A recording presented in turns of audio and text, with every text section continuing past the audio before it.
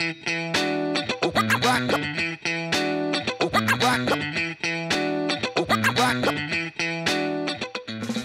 listening to the Getting Social podcast, a keep it real type podcast where we discuss entrepreneurship, marketing, and all kinds of social topics.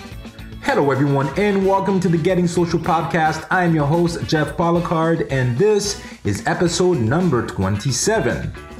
In one split second, your life can turn and change forever. How you deal with that change is everything. In her book, 28,000 Days Make Them Count, Kaya Vaval makes sure to let us know how precious and limited time is. Kara is an author, keynote speaker, business development coach, president of Vaval Law, a personal injury law firm, and CEO of the InPowerment Institute. When she was just 14 years old, her life changed for the worse. But that did not stop her from making the very best out of it. Her no-excuse hustle attitude has helped her build a career that most would only dream of, even if everything aligned perfectly for them. I don't want to die with my music on play, she says. In this episode, we talk entrepreneurship, resiliency, motherhood, and a whole lot of bad-assism. Yeah, that's right, I said it. Without further ado, it's time to get social. All right. Well, let's go straight to it. First of all, thank you, Kaya, for accepting my offer to be a part of the show. And I just want to go straight to it and start from your book, 28 Days Make Yours Count, because, first of all, because I read it and I had the pleasure of reading it, and I really appreciate what it's about. And I also think that it tells the story quite perfectly. So if we start there, then we have a little bit of backstory we can share with the audience, especially knowing how you frame the importance of living to your full potential, which is basically what the book is about. So please share with us what the book is about and how it led you to Kara today. Well, first of all, thanks so much for having me. And I'm so honored to be able to share with your audience a little bit about me. The book is entitled 28,000 Days Make Yours Count. And the reason why I chose that title, because a lot of people ask me, 28,000 days, 28,000, what is that? The average lifespan of a human being is 75 years. Some live longer, some live less years, but that's the average lifespan of a human being. And, you know, when you look at it in terms of days, you realize how precious today is, how precious the present is. It's a present. They call it a present for a reason, because it's a gift. Mm-hmm. And, you know, what happens is a lot of people get caught up in the day-to-day hustle and bustle as if that's who they are, and really forget that everyone's on borrowed time. Mm-hmm. You know, I always say we all have one thing in common, is that we're going to die.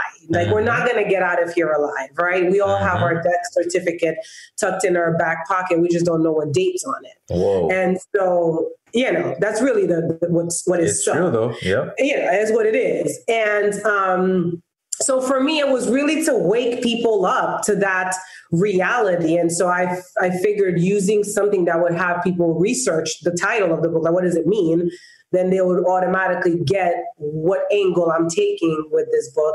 And for me, why it became so important to cherish the day, cherish the moment, and, you know, really be in the present, be with whatever it is that I'm doing and really living my life out, is because my father was brutally murdered in Haiti when I was 14 years old.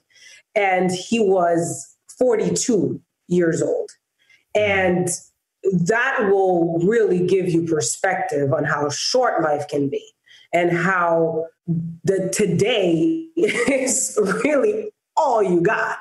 And so, because he had plans for the future. He had plans for that, you know, that winter, because he was murdered in November. I remember we had plans for Christmas. We had stuff we were up to. And then like that, you know, like everything just changed. He was gone. And he was 42. And so at the age of 14, I was like, my goodness, like, we are not promised tomorrow. I mean, this is somebody who was larger than life. He was doing all this good stuff, positive guy, like the last person who was supposed to die. You know what I mean? Yeah. And then it happened and it was like, oh my God, like slap in the face, wake up. So I talk about that because, again, I see people just asleep at the wheel, afraid to go after their dreams, afraid to try things. It's like, what do you have to lose to try? What's the worst thing that's going to happen? Like live your all of what's available in you, because we're just here to play for a little bit and then we're leaving. Oof. This is hitting me very hard because it's very early. It's very early in the conversation too. You wanted me on your podcast. I'm going to keep it real, John. Hey, it's a keep it real type podcast. So that's exactly what we're after here. But I remember reading that from your book. It hit me also because it's all about perspective. You're not expecting things to happen a certain way, almost never. And by always trying to stay within your comfort zone and being comfortable, you don't necessarily get to live your life to the fullest. And I think this lesson taught you that, and I think from what I'm seeing, you've been able to do a lot and accomplish a lot in living your best life and helping others also. But in terms of your career, was this experience altogether, I don't know if they have any type of relation, but does this story and what happened to you when you were a teenager basically led you to, become a lawyer or how did that happen? Well, yes. And I will tell you my reasons for going to law school. Number one, till this day, justice has never been served. Everyone knows where my father was murdered, who did it, all of that stuff. But in true Haiti fashion, justice still hasn't been served. And I couldn't stomach that.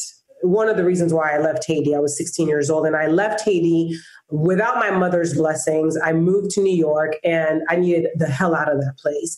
And as much as I go back and I love Haiti because that's home, back then, it's like you know who did it, but no one's been charged with anything, and you're out and about, you're around people, you don't know if the person next to you could have been the one, it's like, it was very odd to continue to function in that space. I was like, it was animalistic, almost, it's jungle-like. Anyways, so that was one of the reasons. Another reason really for me was I wanted to make my dad proud. I wanted to really make a statement with my life as to almost to just honor him as the kind of human being he was, that he only was around for 14 years of my life, but gave me everything I needed to be so much. So me going to law school was very much, if you want to call it a homage or some kind of, it was really to pay respect to this human being that I got the chance to be around for 14 years, and I was able to call him dad. I was blessed beyond belief that, I came out of this man's genes. You know what I mean? Yeah. I always say, if I can be half the human my dad was, then I've been a tremendous human on this planet. And so that was definitely another reason that pushed me, and the main reason really to go to law school. And, growing up in Haiti, talking as much as I did, people were always like, oh my God, you talk so much, you should be a lawyer. So those all tied to why I ended up in law school. But I have to tell you, my first semester in law school, my first class in law school, I was just there like, what the hell am I doing here? I'm like, I don't even like this. Yeah, I didn't like it. I was just like, I don't want to litigate. I don't see myself in a courtroom. I don't know why. I'm just doing this because that's like the next best thing for me to do. And I think that And I have a point in telling you all this stuff, because ultimately the message in the book and what my life has been a testimony to is that life doesn't happen to you, it happens for you. And everything happened and it brought me here. And many of the things that have happened in my life were not, 99% of the stuff that happened in my life were not planned. My life just took this course. And here I am today, like full blown into my mission. But it's because I wasn't resisting life. I was going with it. And I flowed all the way here. That is deep. That is deep. That's the truth. There's so many like quotes I could get from this little segment here. It's very, very. That's my truth. You know, that's really what happened. Because people will ask me this same question, like, you know, the law school thing, and how did you know? Because and after that I did Mary Kay. Like, how? All of the stuff that happened in your life, how did you do it? And I don't know. I showed up and life was handing, things to me and opportunities, or, the next step and the next door. And I just kept opening them. Well, you said a while ago that you were able to fulfill your mission, or maybe you said, maybe not fulfill was the word that you used, but maybe to pursue your mission. What is this mission that you have? Well, my mission is really to wake people up to the truth that we are all creators. We are all creators of our lives. We're creators of our experience. And if you have the power to create, why not create the best life that you can create? Like, why settle for mediocre? Why settle for the struggle? Why settle for being broke? Why settle for not achieving your dreams? Why settle for a fucking excuse my French. Hey, go ahead. Why settle for a 9 to 5 if you have a business idea that you want to manifest? Why settle for, living in a space that is not up to your level, your dream? Like, why settle? Like, freaking just keep upping the ante. Like, just keep climbing the ladder of life, experience more, do more, travel more, love more, dress nicer if you can, like, for me, it's a constant evolution of experiencing more of what's available out here, and more of myself, more of who I can be, what kind of impact I can have. If I can have more impact, why not? If I can make more money, why not? You see what I'm saying? So for me, it's like, come on, if you're going to play this game, play full out. And coming from someone like you, who has experienced something that most of us have not to that extent. Most of us have had, if you compare, I guess, I wouldn't say, apples to apples or anything like that, but for the most part, we've grown up, or we've lived our lives without this, experience that you've experienced yourself as a 14-year-old. That could easily have meant for you and for most people that, it's time to fold, and it's time to use that as an excuse rather than use it as fuel to get better and to reach your goals and to exceed all of your expectations. And like you said, live your best life and maximize its full potential. But what is your message for people who fold easily? A lot of times it's mental strength. A lot of time it's environment. It's a combination of a lot of things.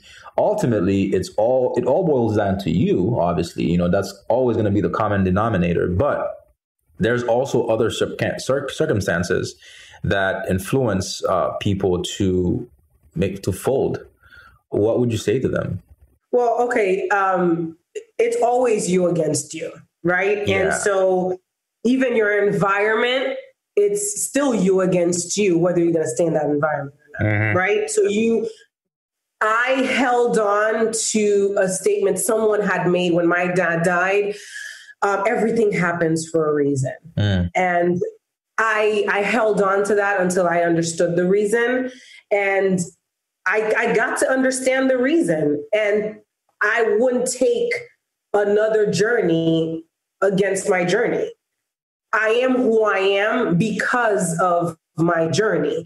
And I look for the lessons in everything. I'm never looking at life as something that is here to kick my ass. I see life as constant teaching opportunities, and I am a student. So since I'm a student, I am learning from even the woes of my life, even the downs, all of that stuff. It's, what is this here to teach me? How can I grow from that?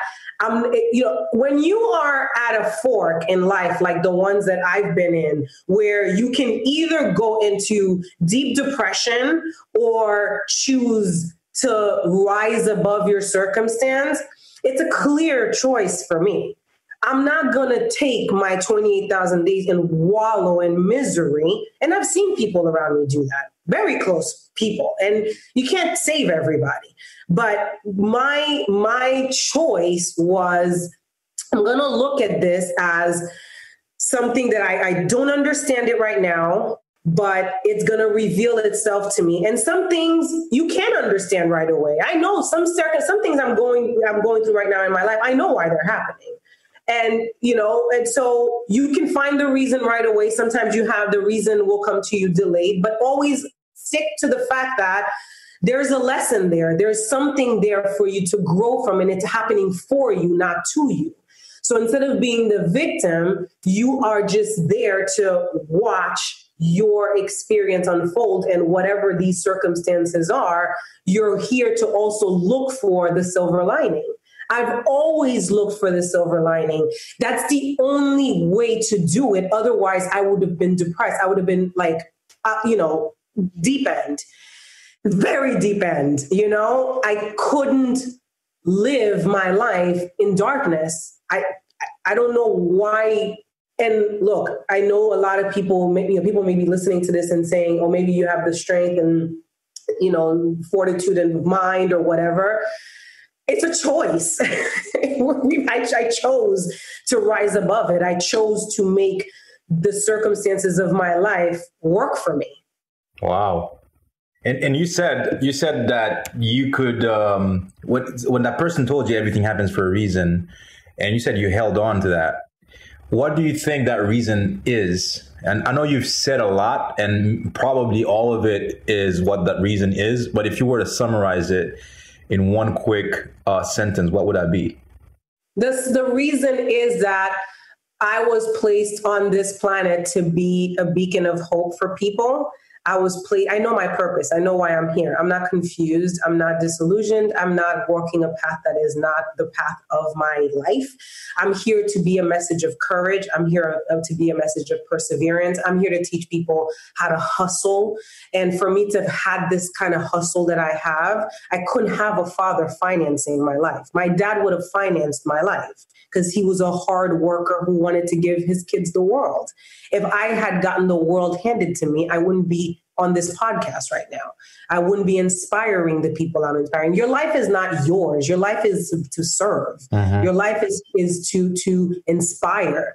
What's the point of, going through a life and not leaving a legacy, not making it, a message? So for me, had I not gone through what I went through, I wouldn't be teaching lawyers how to start their 6 to 7 figure law practice from home and making buku cash doing it, because I would have probably had a dad who would have financed all of it and I would have had an office off the bat. No, I had to hustle and figure it out. And that's that's what's contained in my course. And I'm teaching people that, and I'm changing their lives. Who else is doing that? Not any other lawyer doing that.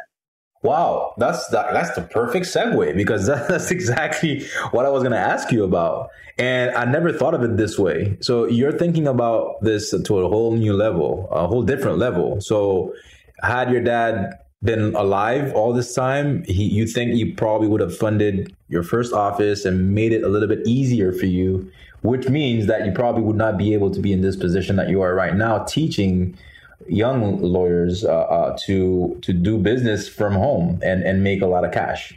Right. I would not be so resourceful. What makes you resourceful? Challenges. Yeah. You start becoming very resourceful when you're broke and you're trying to figure out how the hell you're going to, pay for this. Like let me tell you something. Okay. Let me tell you how it went down for me. So I graduated law school. And I graduated law school in May of 2008. I sat for the Florida bar in July of 2008. In August 2008, I started a job with an attorney that I had been clerking with while I was in law school. And he had given me this associate position, but my bar results were not due to come out until September 22nd of 2008. Well, in August, when I started the job, guess what I realized? Instead of passing the bar, which I ended up passing, thank God, but I passed a pregnancy test. Whoa, okay. Because that's exactly what you do, being a female minority lawyer, rookie, no experience with your first job. In 2008, when you and I know what happened in the economy. Wait, in 2008, you graduated high school, you said? No, law school. Oh, law school. Okay. I was a little bit confused. In May of 2008. Okay. I started my associate position. I took the bar in July. The results for the bar don't come out till September. In August, I start this job. And in August, at some point, I take a piss test and I am knocked up. And I don't even know if I passed the bar yet. Well, you passed one. I definitely passed the test. Yeah. Just not the right test at the time. I know, right? Okay. So here I am. September rolls around, September 22nd to be exact. I passed the bar exam and I told my boss that I'm pregnant, whatever. And he did a 180 on me, became super nasty and, just really, just a different person. And so, but he couldn't fire me because obviously federal laws are in place for that. But I also couldn't quit. And so I had to stomach all of this stuff and deal with the condescending comments and all of that just because I needed a paycheck. And I had literally 7 years of education under my belt. And I'm sitting there like, this is what I went to school for. I was actually making more money working in New York City as an executive assistant after college. I was making more money then than what he had offered me after law school. So all this to tell you that when I went to have my son and didn't want to go back to work, I ended up getting involved in a Mary Kay business, which I ended up driving the pink Cadillac and whatever. But I literally started a lipstick business with my bar license in hand. This is hustle. This is me trying to find a way because I didn't have anyone else to count on. So I wanted to be home with my son. I didn't want to work with this guy. I needed to find a way. So I was like, fuck it. I'll sell lipstick. I'll sell anything that's legal, whatever. Okay. So I did that. Then from this Mary Kay business, I made enough money to set up my virtual office so I can have the Suite 1000 that every freaking body had as well. But it looked really good on the cards. And there I was. And I built my business to 6 figures. I had a 7-figure jury verdict running the business that way. But all of that, all of these finding out a way to do cut corner, all of that happened because I didn't have help. I had to figure it out. It was sink or swim. And I decided to swim. Wow. Inspiring. And now, obviously now you offer group coaching and you have a course on helping other lawyers achieve basically the things that you've achieved. What are some of the lessons you teach them? Not only about, your mentality, which is, I think, is at the root of your success, but maybe even about the world that we're living in today, which is for sure not the same as it was last year, and for sure not the same as it was 10 years ago and 15 years ago, 20 years ago. We're a different society. I sometimes say that we're a different breed because we've evolved in so many ways. Our attention span, our caring about other people has not been the same. We don't care for people as much. So I think we're a different breed almost. But so I think what you've gone through overall in your life, it's timeless, obviously. But in today's world, it's a little bit different. I think the youth is entitled and not really have faced some of the challenges that a lot of us earlier on have faced ourselves, especially with the internet. Things are a little bit easier, if you will, in terms of promoting yourself. But what are some of the lessons that you teach them and in reference to the type of world that we're living in today, or does that matter at all? Oh, see, COVID made this whole working from home thing sexy. I've been doing it for 12 years, Exactly. And I tell them that, I just celebrated 12 years since I started my law firm on the 15th of this month. And so, congratulations. It's to me, what at the core of my course, I'm very KISS. Keep it simple, stupid, right? If it's whatever you think it's going to be, it's probably a lot less than that. So simplification, that's what got me here, is that I don't overcomplicate anything. I deal with things as they really are. And I'm very big on making your business look like you. When you make your business look like you and feel like you, especially as a lawyer, a service-based business like a lawyer, you're not in competition with anybody. Many people think that I'm crazy that I'm teaching people how to do personal injury, because that's what I do. I'm creating supposedly the competition in the marketplace. And I'm like, first of all, let's get you an abundance book, because there's enough to go around for everybody. Oh, there you go. I'm in competition with nobody. Okay. And whoever's going to come to me is going to come to me because of me. Whoever's going to go to him or her is going to go to them because of them. And I teach them how to put their personal mark, their brand on their business so that they can connect with the right clients who would only want to deal with them.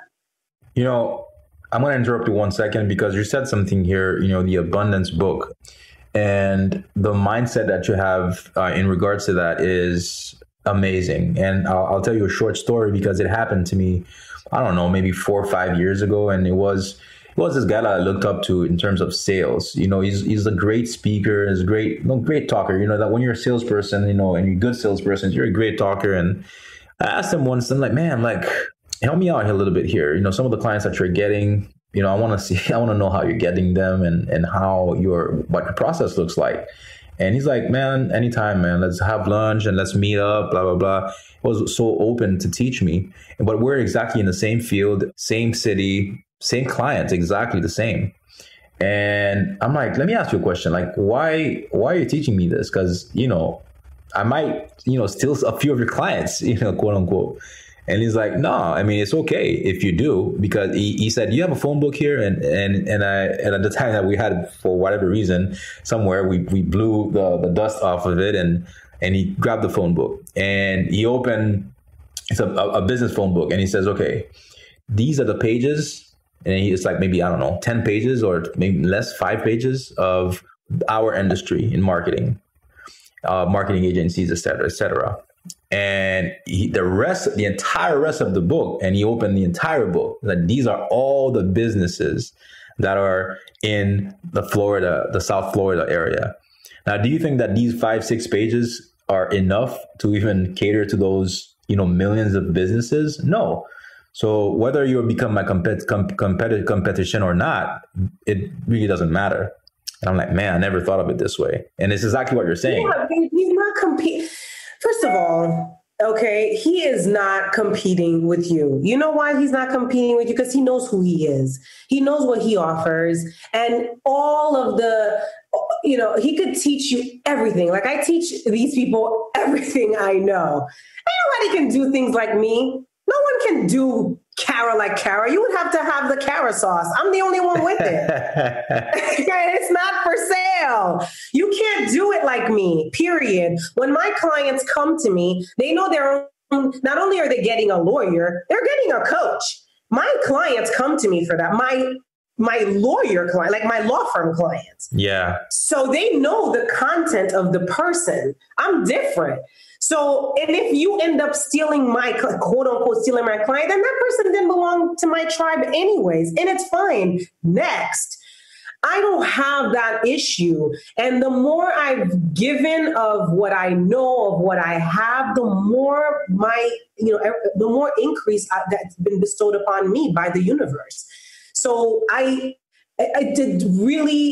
have zero, I was gonna say word new in French, but I don't hold back sharing. I don't hold back in giving. I don't hold back in putting people on to what I know. Like, I don't care. I'm going to teach what I know, because what good is it if I'm the only person who has it? Do you know how much good is happening out there now that so many more people know how to do what I do? Absolutely. You know how much better the legal community is going to be when you have less lawyers freaking suffering from depression because they're overworked. They won't be at the bar so much because they freaking just spent 60, 70 hours, billing in a law firm, and they have their toothbrush in their desk.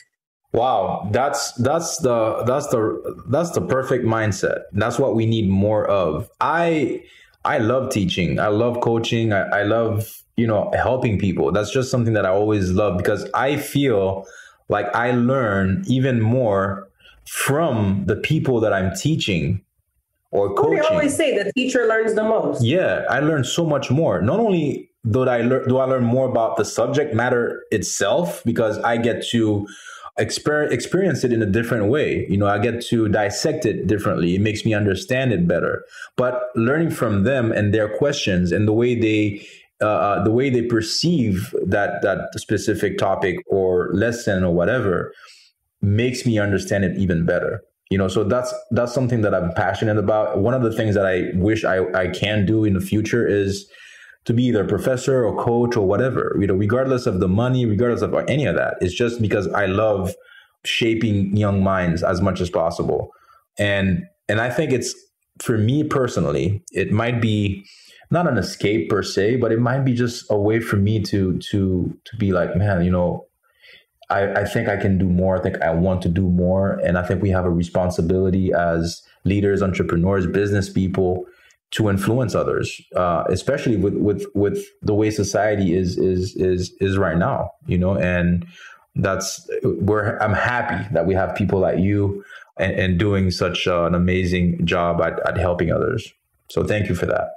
Oh, and thank you for doing what you do. This platform, what it's doing is it's taking my message and putting it, in front of an audience that I would never get a chance to be in front of, because they follow you. They don't follow me. Millions of people.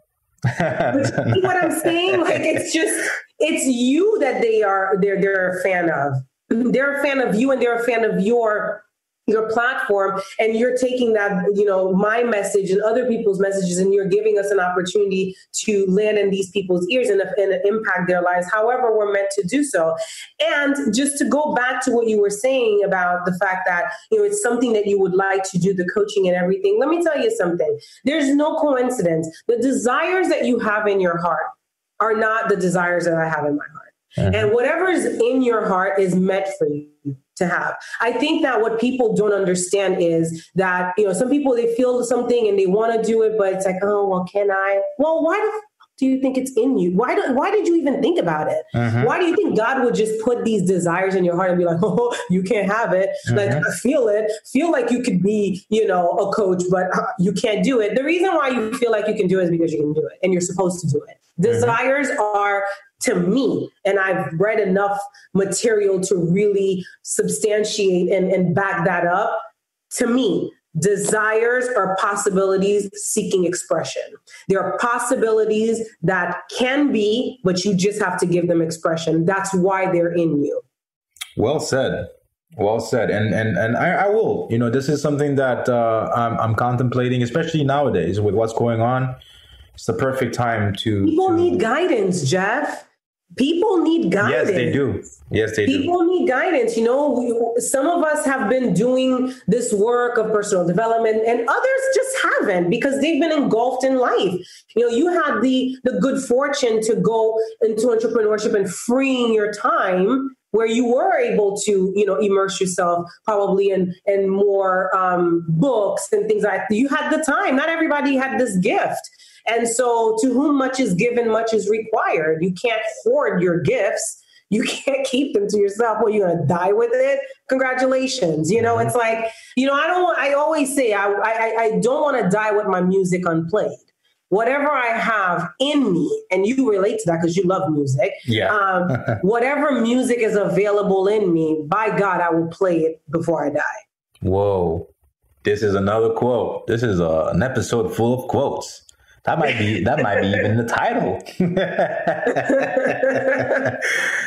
I want to ask you about motherhood, because one of the things that you said earlier when you graduated college in 2008 and you law school. Yeah, sorry. You also were blessed with your son. So throughout your journey, you've been also a mother. And I actually have another coach. A coach has a client, and we talk a lot, obviously. And one of the things that she talks about is the pressure that women specifically have in being expected to become or to be a superwoman, being able to do all of it, being able to have children, hold the household, and nowadays work with huge responsibilities. What do you say to that as a mother and you know, the challenges that you've had to go through raising children and also building your practice? Well, my children have been my greatest gifts, as cliche as that sounds. My son saved me from corporate America. To be honest with you, my son is the reason why I looked to entrepreneurship in the very first place. So my children have been my inspiration. They've been my motivators, wanting to be the best version of myself as an example for them. They've been the catalyst for a lot of the self-development that I've had to do. They've been my greatest teachers. And so I don't see my children as, you know, I know that's not what you're saying, but I just want to, and my children are burdens. They're not, you know, I don't have to juggle my kids and juggle. Like, my kids are part of why I'm who I am. So they're a great addition to my world. And I don't make my kids my excuse for anything. And they are actually my reason for everything that I do and what I'm accomplishing. I want my kids to watch me and be like, damn, my mom's badass. You know, like she's, you know, she's doing it. And because they're watching, more is caught than taught. These kids, you can't teach them anything. They're catching everything just by watching you. You know, and so has it been overwhelming at times? Yes. Do I call it a challenge? I think that the way I look at it is, you know, it's just how my life is built. Like, my life has 2 kids in it. And it's a blessing to be able to do what I do while mothering them and growing from having them around. They're really amazing teachers. If you let kids teach you, you will grow by leaps and bounds when they show up. And everything that I've done in my business and how I built my businesses, it's always been around my children. And so that's one of the reasons why I have this blueprint that I can give also, is because I built a business that works for moms and dads who want to also have a life and have a lifestyle while, you know, building a great career. You can have all of it. It's just how you set yourself up. That is true. And it's you know, a little bit of everything. Time management, you know, there's a lot that goes into it, you know, and we all feel pressured to be super women and super men. Okay, so let me tell you one of the greatest gifts I've given myself. I hung my superwoman cape a long time ago. I hung it because I was trying to do that for a while, where I wanted to be all of the stuff. And I decided to just be Kara, the mom that I am. Not the mom that I think I should be, or the mom, this super mom that's doing all that. I'm just me. And some days it's like I'm killing it. And as much as I know you see the cool things on social, some days I'm losing my shit. You know, I don't post that, but it happens. And my kids get hurt too. And it's all good. It's a full package. My kids get the full package. I'm like, yeah, that same mom who's doing all of this cool stuff with you today, I just want y'all to get the fuck out of my room. I am not feeling you guys right now. Okay, so bye. And I'm real. It's life. It's what's happening. That is so important. And it's good for them too to understand that. Yeah, I can't keep it perfect. And that's why I'm saying like this whole idea of it being pressure and a burden and a challenge and all of that, that's on you if you're going to make all of that be your reality. Me, I give when I have, and when my cup's empty, everybody's got to buzz off because I need to replenish. I don't got nothing to give. Okay, so bye. I'll call you guys when I'm ready. Okay. Like, no, we're sorry. This mom is unavailable. They get that too. So, yeah. Man. Oh, man, that's awesome. Thank you so much, Kara. It was such a pleasure to have you here. I learned so much. And like I said, like the title of this is going to be, not challenging because I think I have so many choices here. Not only that, some of the captions I want to use is probably you've given me a lot to work with. Let's just put it that way. And cool. Thank you so much. And if people want to reach you, what's the best way to reach you?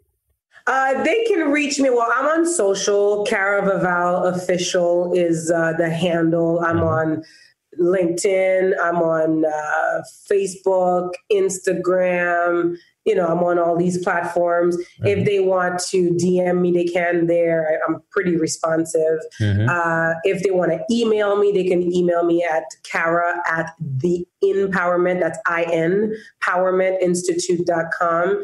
It's empowerment from within. That was the play on that. And I'm available. People can find me. Google me, you'll find me. You can even call my office. Somebody will patch you to me. They'll find me. Well, thank you so much. I'll make sure to include all of that in the show notes as well. And looking forward to hearing from you again.